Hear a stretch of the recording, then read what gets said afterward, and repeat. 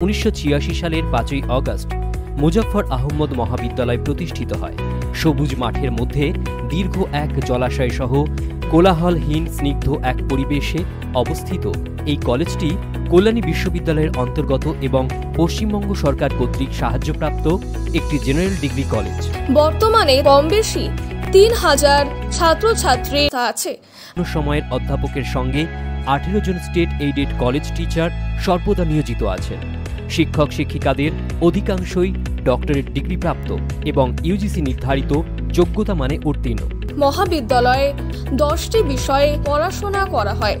ছাত্রছাত্রীরা যে কোনো একটি বিষয় মেজর হিসেবে বেছে নিয়ে 4 বছরের অনার্স বা 3 বছরের জেনারেল বিএ ডিগ্রি কোর্স করতে পারে। ছাত্রছাত্রীরা বিভিন্ন scholarship, Swami Vivekananda post matric talent support programme, OASIS স্কলারশিপের জন্য বিবেচিত হবে। আশা করা যায় 2024-25 শিক্ষাবর্ষেই এই মহাবিদ্যালয় ন্যাক অ্যাক্রিডিটেড ইনস্টিটিউশনে পরিণত হবে। কলেজ ক্যাম্পাসে অত্যাধুনিক কম্পিউটার ল্যাব গড়ে উঠেছে।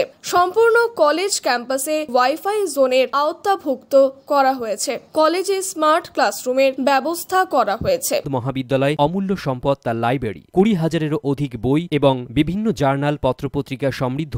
ক্যাম্পাসে শীতল পানীয় জলের ব্যবস্থা আছে common room, napkin vending machine বসানো হয়েছে। ক্যাম্পাসের ভেতরে অবস্থিত কলেজের খেলার মাঠ।